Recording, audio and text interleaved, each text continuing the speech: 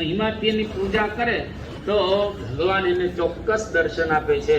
જ્યારે શ્રીજી મહારાજ ગઢડાની અંદર ધામમાં જાય છે એટલે મહારાજનો અગ્નિ સંસ્કાર લક્ષ્મીવાડીએ કરવામાં આવે છે. જ્યારે અગ્નિ સંસ્કાર પૂરો થઈ ગયો એ વખતે દાદા ખાચર એટલા બધા રડતા હતા કે દાદાની તો એવી ઈચ્છા હતી કે શ્રીજી મહારાજની ચિતામાં મારે પડીને ધામમાં જતું રહેવું છે, પણ દાદા ખાચરને પકડી રાખવામાં આવ્યા અને પડવા ન દીધા ચિતાની અંદર. અને આખો પ્રસંગ ત્યાં આગળ પૂરો થયો. મહારાજનો અગ્નિ સંસ્કાર વિધિ પણ સંપન્ન ત્યાં આગળ થઈ ગયો.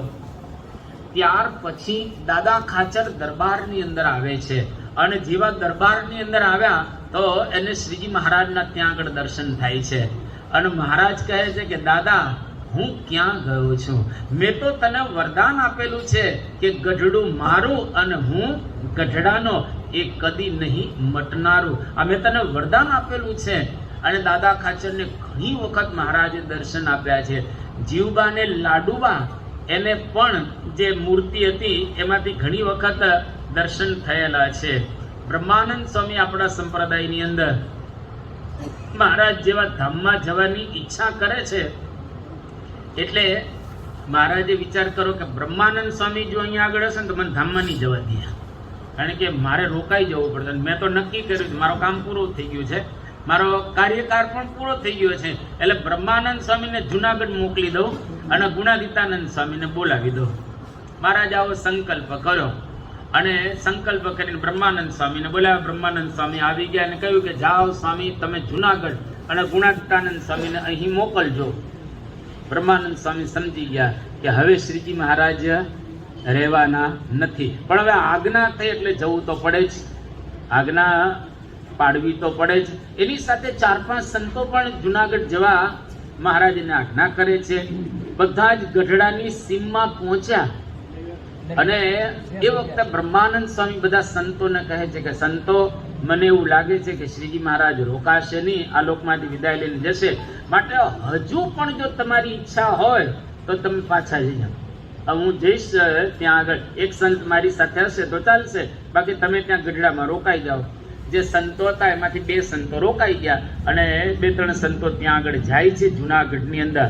ગુણાદિતાનંદ સ્વામી પાછા આવ્યા, ત્યાં બ્રહ્માનંદ સ્વામી જુનાગઢ રહ્યા.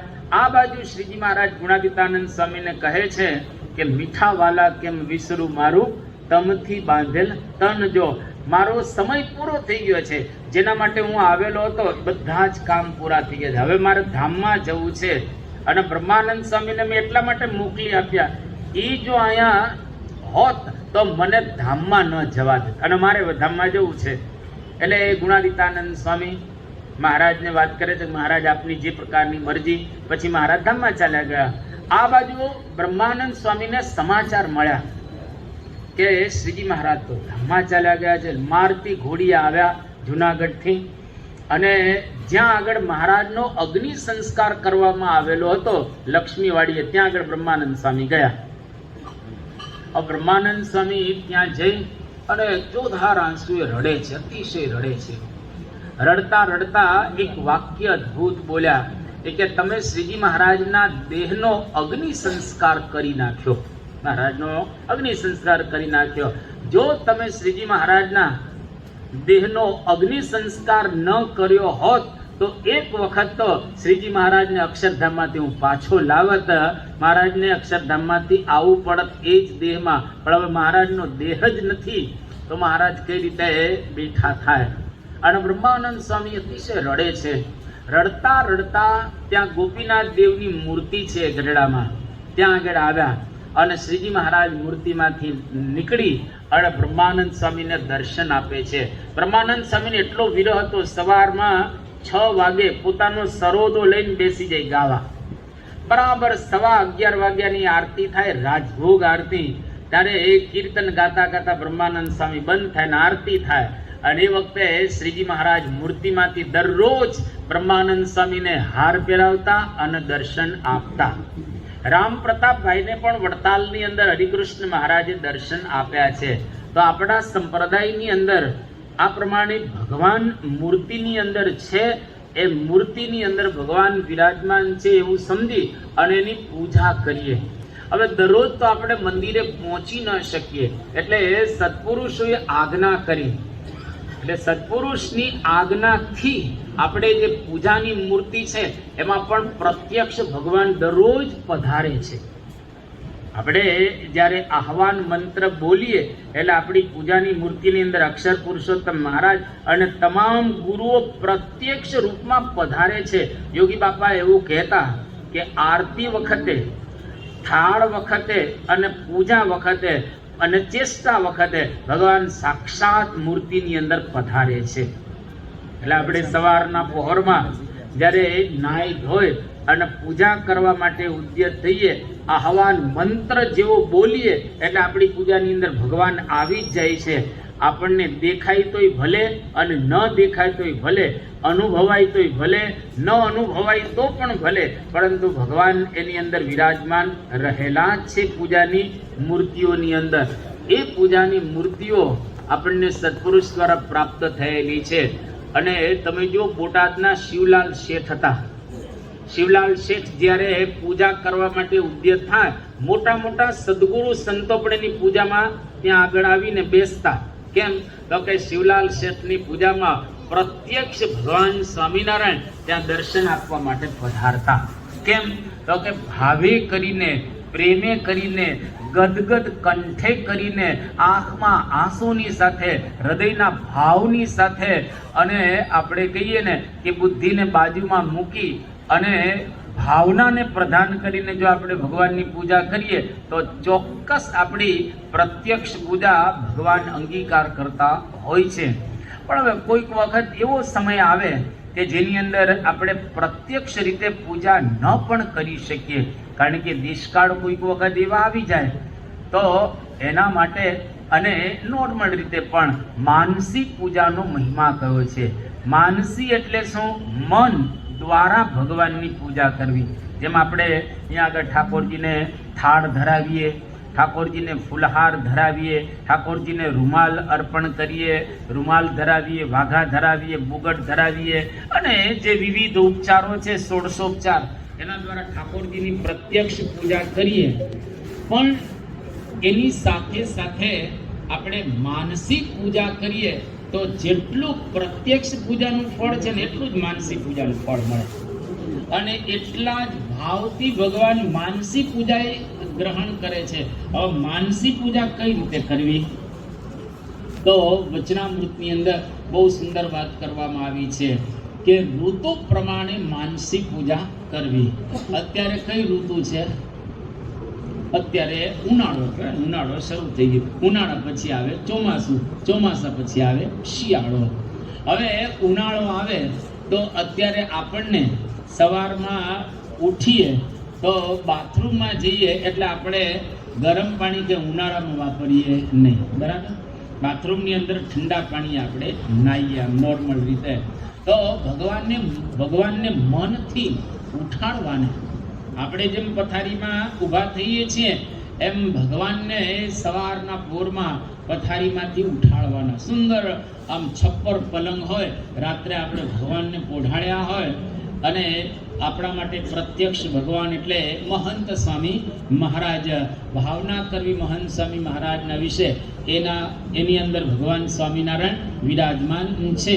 એટલે એને વ્યવસ્થિત મોટો પલંગ હોય એની અંદર પોઢાડેલા હોય અને સવારના પહોરમાં આમ રૂપાની ઘંટડી અથવા તો સોનાની ઘંટડી વગાડવી, આમ સેજ મધુરો અવાજ આવે એટલે જાગી જાય ને આંખ ખોલે એટલે તરત મોટી લાઈટ નહીં કરવાની, મોટી લાઈટ કારણ કે આંખ અંજાઈ જાય તરત, એટલે એકદમ નાની લાઈટ આપણે કરીએ અને એ મહંત સ્વામી મહારાજને આપણે સવારમાં પલંગ ઉપર આમ જગાડીએ.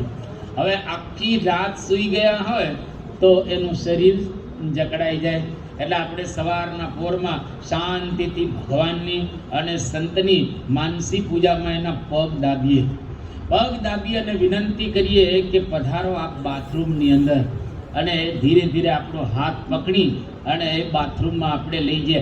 આપણે જે રીતે નાહીએ છીએ એ જ રીતે ભગવાનને મોટા બાથરૂમની અંદર, સોનાનું બાથરૂમ કલ્પના કરો ને, આપણું એમાં ક્યાં જાય શકાય, કારણ કે મનમાં આપણે કરવાનું છે, એમાં તો આપણું કંઈ જતું તો એ છે નહીં. એટલે એકદમ મસ્ત બાથરૂમની અંદર ભગવાનને સરસ નવડાવવા, મહંત સ્વામી મહારાજને સુંદર રીતે નવડાવવા, એકદમ સારા જે રૂમાલ હોય, સારા જે ટુવાલ હોય એનાથી આપણે આમ શરીર લૂછીએ અને એકદમ સ્વચ્છ શરીર થઈ જાય પછી વસ્ત્ર પરિધાન કરાવીએ.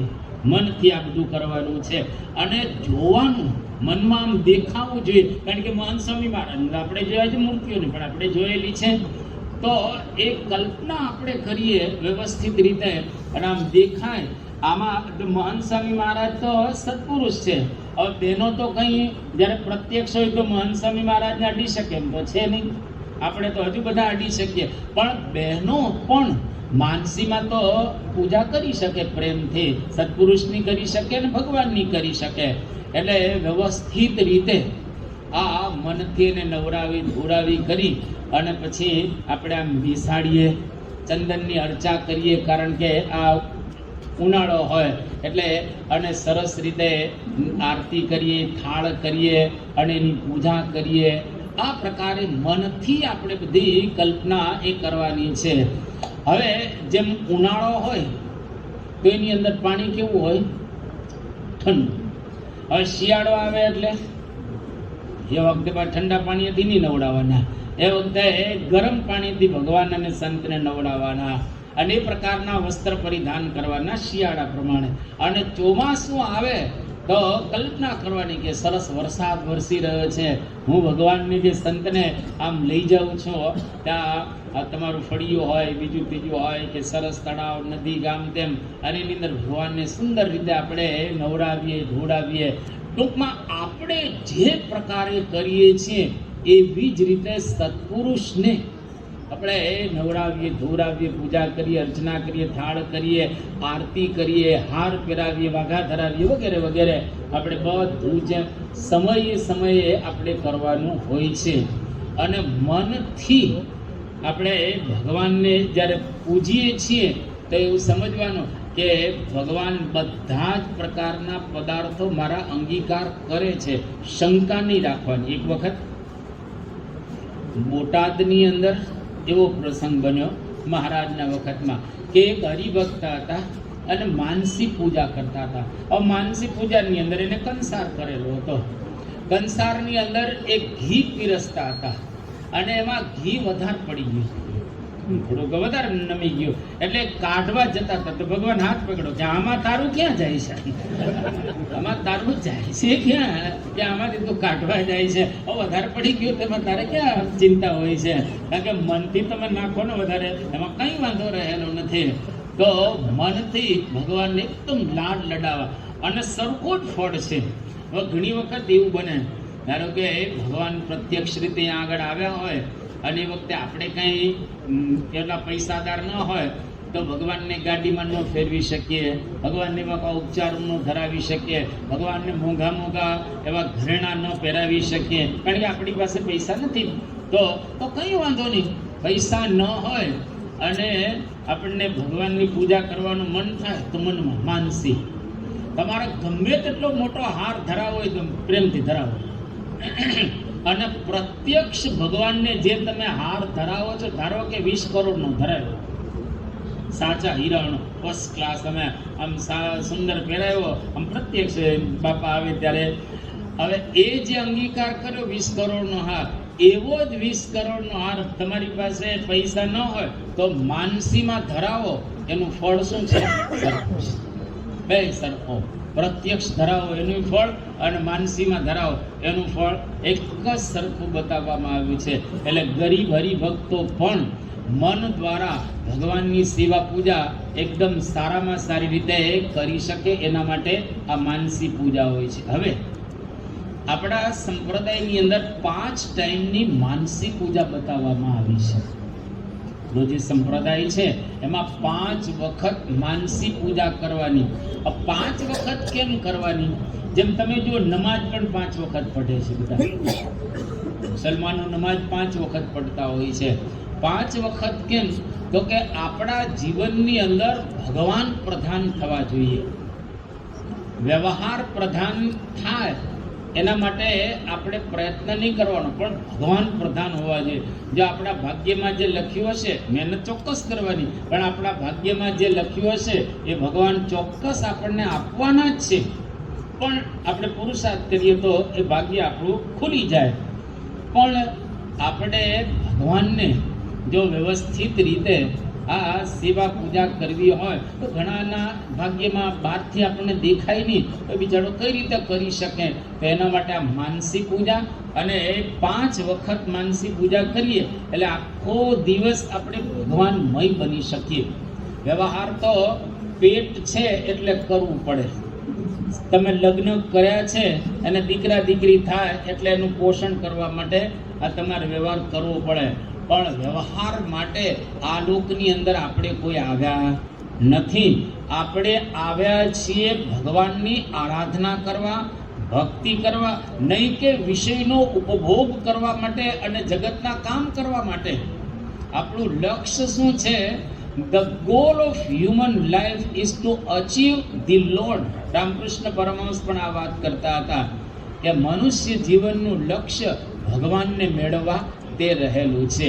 એટલે આખા દિવસમાં 5 ટાઈમની માનસી. પહેલી માનસી ક્યારે? પૂજાની અંદર.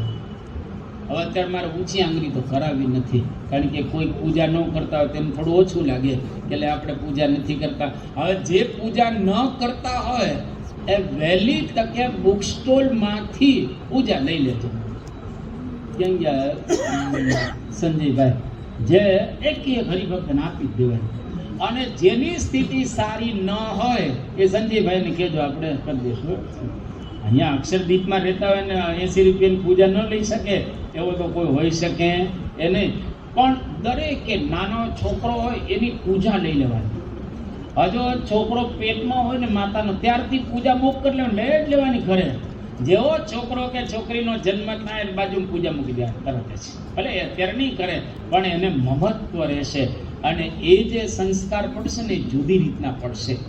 એટલે સૌથી પહેલા આપણે સવારમાં પૂજા વખતે માનસી પૂજા કરીએ, જે રીતે આપણે વાત કરીએ પ્રમાણે. હવે બીજો સમય જ્યારે રાજભોગ આરતી થાય, રાજભોગ આરતી થાય એ વખતે આપણે ભગવાનની માનસી પૂજા આપણે કરવાની એ હોય છે, ભગવાનને થાળ ધરાવવા વગેરે વગેરે. ત્યાર પછી ઉત્થાન. ઉત્થાન એટલે ભગવાન બપોરે સૂઈ જાય, બપોરે સૂએ એટલે સાંજે પાછા 4 વાગે ભગવાન જાગે. ભગવાન જાગે એટલે ત્યારે પાછી એની માનસી પૂજા એ કરવાની. ત્યાર પછી જે સંધ્યા આરતી થાય, સંધ્યા આરતી પછી માનસી પૂજા આપણે એ કરીએ, એ ચોથી માનસી પૂજા. અને રાત્રે જ્યારે આપણે સૂઈ જઈએ એની પહેલા ચેષ્ટા બોલતા હોઈએ છીએ. આમાં ઊંચી આંગળી આપણે કરાવીએ, આપણે ખબર પડે ને કેટલા ચેષ્ટા બોલે છે. હરિભક્તોમાં સંતો તો બધા બોલતા જ હોય છે, પણ હરિભક્તોમાં કેટલા નિયમવાળા છે જે ચેષ્ટા બોલે છે. પછી હું તમને પ્રસંગ કહીશ. તો ઊંચી આંગળી કરો તો ચેષ્ટા કેટલા બોલે છે? હા, ઓછા દેખાય છે. આમ ચેષ્ટા શું એ તો તમને ખબર છે ને. હવે જો મોબાઈલની અંદર ચેષ્ટા આપણે આવે છે, બરાબર? મોબાઈલને અક્ષર અમૃતમ જે એપ્લિકેશન છે કે અત્યારે તમારે મોબાઈલની અંદર નાખી દેવાની ચેષ્ટા. કદાચ તમારે નેટનો પ્રોબ્લેમ હોય, બીજું ત્રીજું હોય તો પણ તમે એની અંદર ચેષ્ટા નાખી દો કે લગભગ 20 મિનિટની આજુબાજુનો સમય થાય અને તમે શાંતિથી પથારીમાં સુવા જાઓ અથવા તો એમને બેઠા હો તો ભગવાનના તમામ ચરિત્રો પ્રેમાનંદ સ્વામી એટલા સુંદર લઈ લીધા છે કે ન પૂછવા. આ ભગવાનના ચરિત્રો સાંભળતા સાંભળતા તમે ધારો કે ઊંઘી ગયા તો ફળ શું મળવાનું છે તમને? તો આપણા શાસ્ત્રોમાં કહે છે કે ભગવાનનું નામ લેતો લેતો ઊંઘી ગયો અને સવારમાં ઉઠી અને પેલા ભગવાન યાદ આવે, તમે જેટલા કલાક સૂતા હો ને એટલા કલાકનું ભજન થઈ ગયું. એટલું મોટું કન્સેશન આપણને આપી દીધું.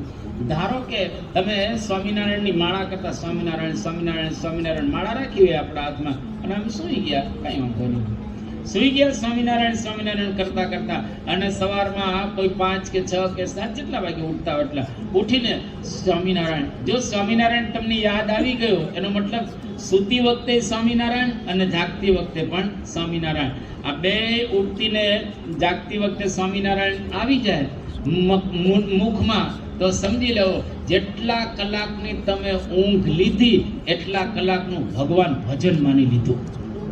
એટલું કન્સેશન આપણને આપી દીધું. એટલે રાત્રે સ્વામિનારાયણ સ્વામિનારાયણ કરતા કરતા પ્રેમથી પોઢી જવું અને સવારમાં ઉઠીને ઘણા તો પાછા બિસ્તરામાં ચા માંગતા હોય છે. પૂજા કરવાની ક્યાં આવે ને, ચા થઈ ગઈ તો ઉઠું લે, ચા થઈ તો ઉઠું, કે ઘણા કે છાપું આવ્યું તો ઉઠું. હવે આ પ્રકારે આપણે નહીં કરવાનું. આપણે તો વ્યવસ્થિત રીતે જેવા પથારીમાંથી ઊભા થઈએ એટલે તરત જ 1 મિનિટ, વધારે નહીં, રાત્રે 1-2 મિનિટ અને સવારે એકાદી મિનિટ પથારીમાં પલાઠી વાળી, પલાઠીનો લાંબા પકડી તમને જે રીતે અનુકૂળ આવે તે રાત્રે સૂતી વખતે મહારાજને યાદ કરવાના અને આખા દિવસ દરમિયાન જે આપણે કર્યું હોય ને એ આમ જરા વ્યવસ્થિત રીતે જોઈ જવું કે આજનો દિવસ ગયો, આવતીકાલે ધ્યાન રાખી શકાય. મારે ભગવાન ભજવાના છે, હું આવતીકાલે બરાબર સજાગ થઈ જઈશ એ કરી એને સૂઈ જવાનું. અને જ્યારે સવારમાં વહેલા ઉઠીએ તો ભગવાનનો આભાર માનવો, હે ભગવાન તમે મન જગાડ્યું. ઘણા ઉઈ ગયા હોય, ઊંઘતા નથી, રાત્રે સુઈ જાય સવારે ઉઠતા જ નથી. કેટલા એવા પ્રસંગો બનેલા છે.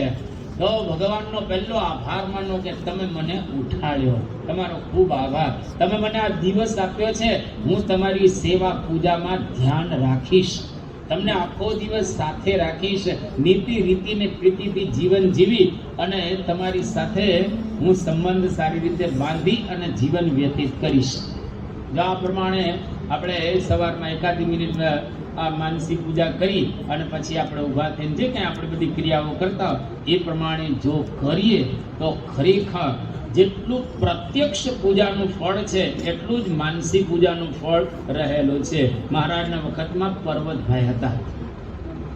હવે એક વખત એવું બન્યું કે પર્વતભાઈ પોતે ખેડૂત હતા, એટલે ખેતરે ગયા હતા સવારના પહોરમાં અને માનસી પૂજા એની બાકી હતી.